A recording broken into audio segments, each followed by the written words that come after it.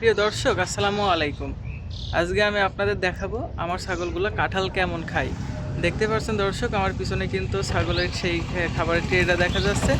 আমরা কিন্তু সকালে আমি আর শাহেদ, আমার ফার্মের যে বর্তমান ম্যানেজার, আমরা দুইজন মিলে কিন্তু প্রচুর খাটাখাটি করলাম। দেখতে পাচ্ছেন দর্শক, এখনও কিন্তু কোদাল টোদাল এই জায়গায় আছে।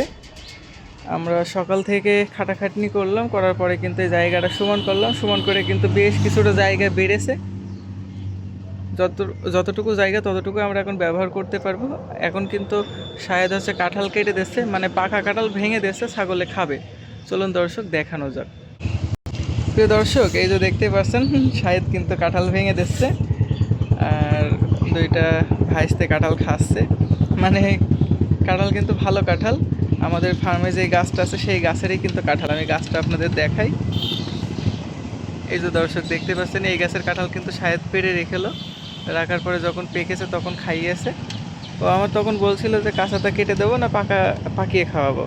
আমি বললাম পাকিয়ে খাওয়ালেই ভাঙা টাঙা সুবিধা হবে, ছাগলে খাবে ভালো। তো যেই কথা সেই কাজ, ও রেখে দিয়েছে। রেখে দিয়ে ওইভাবে প্রতিদিন 5টা 6টা করে কাঁঠাল খাওয়াচ্ছে। ইতি করে ছাগলের দানাদার কম লাগছে। আমি তো দানাদার দিই না, মা ছাগলগুলোকে দানাদার দেই না, পাঠাগুলোকে দিই। পাঠাগুলো বর্তমান ছোলা খাওয়া বন্ধ আছে, শুধু কাঁঠাল খেয়ে হয়ে যাচ্ছে। তো কাঁঠাল খুব বেশি দিন থাকবে না, বছরের ফল। আপনারা জানেন যে এক এক গাছে এক এক উপাদান থাকে, এক এক ফলে এক এক উপাদান থাকে। সিজনাল ফল কাঁঠাল যদি খাওয়ায়, আমার ধারণা হয়তো বা রোগবালাই কম হবে ছাগলের, যেহেতু কাঁঠাল পাতা খাওয়াইলেই কিন্তু অনেক রোগবালাই হয় না ছাগলের। আর কাঁঠাল ফলে কিন্তু অনেক প্রোটিন থাকে। দেখবেন বেশিরভাগ ছাগলই কিন্তু খালি পারে পেট ফাঁপে, পাতলা পায়খানা করে। খেয়াল রাখবেন যে পায়খানা যখন শক্ত শক্ত হবে, মানে গরুর মতো গোবরের মতো হবে, তখন কাঁঠাল খাওয়াবেন না। তাহলে দেখবেন কোনো মেডিসিন লাগবে না, সেরে যাবে। প্রিয় দর্শক, অলরেডি কিন্তু 2 গাবলা দেওয়া হয়েছে, এখন আর 1 গাবলা দিচ্ছে। মানে নিচে পড়তে পড়তে কিন্তু ছাগলে খেয়ে ফেলবে।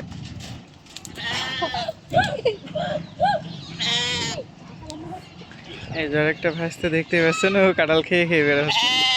আর এই যে এই ছাগলগুলা কিন্তু ঘর থেকে দৌড়াইতে আসছে কাঁঠাল খাবিরা।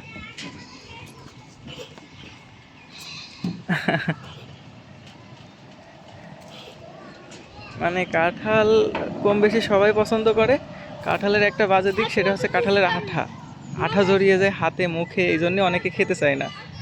আর ছাগল গরুর তো ওরকম সমস্যা হয় না, ওদের মুখে জড়াইলেই কি আর হাতে জড়াইলেই কি, ওরা তাও খায়। দেখতে পাচ্ছেন দর্শক, আমার পাঠাগুলোও যেই খাবার খায়, আমার মা ছাগলগুলোও একই খাবার খায়। আমি আলাদা করে কাউকে কিছু দিই না, শুধু পাঠাগুলোকে আমি এক্সট্রা ছোলা খাওয়াই। মানে আলাদা করে ছোলা খাওয়াই, আর সারাদিন মা ছাগলের সাথে ঘাস খাই। পাশে যে এই কালো ছাগলটা দেখছেন, ওই ছাগলটা কিন্তু হিটে এসেছে। এইদিকের এই লাল ছাগলটাও কিন্তু হিটে এসেছে। এরা দুইজন 2 বোন, একই মায়ের সন্তান। আবার এই ধাড়িটাও কিন্তু হিটে এসেছে। আমার মোট 6টা ছাগল হিটে এসেছে। আপনারা দোয়া করবেন আমার ফার্মের জন্য, যাতে আমি আমার ফার্মটা বড় করতে পারি।